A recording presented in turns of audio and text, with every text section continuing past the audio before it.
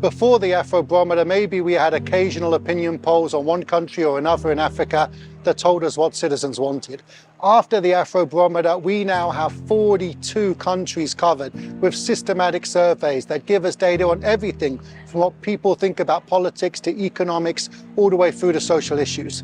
That means that African citizens' voices are at the forefront of how people understand Africa in a way that wasn't possible 20 years ago. And so ever since Afrobarometer began, I've been an avid fan, following the data, following the surveys, using it in my own research and advocating it for others. To me, it's one of the most important breakthroughs in data of the last 25 years. So Afrobarometer, I think, has a couple of key goals. One is to amplify the voices of African citizens.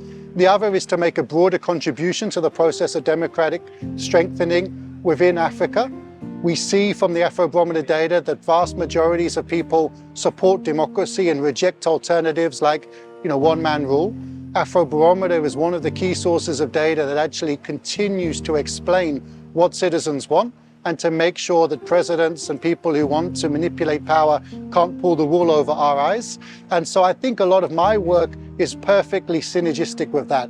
I've done a lot of work on electoral manipulation, a lot of work on the ways in which political leaders try and manipulate situations to keep themselves in power, a lot of work on how corruption is perpetrated at the top levels. And I think Afrobarometer is really interested in a lot of those core issues. So there's a really nice connection here between my research agenda, what I'm interested in, the kind of insights that I'm trying to communicate, and some of the core questions that the Afrobarometer is asking. The first thing I have to say as a new board member is that Afrobarometer is in great shape.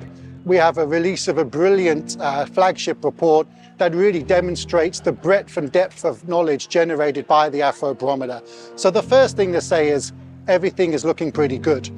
After that, though, I do think there are some areas that would be really interesting to see if we could go and be stronger on and actually make more of an impact. One is the attitudes of young people. It's not always easy to find out what young people want. It's difficult to interview people under the age of 18. Often surveys are nationally representative, so we don't necessarily have a complete survey dedicated to the youth.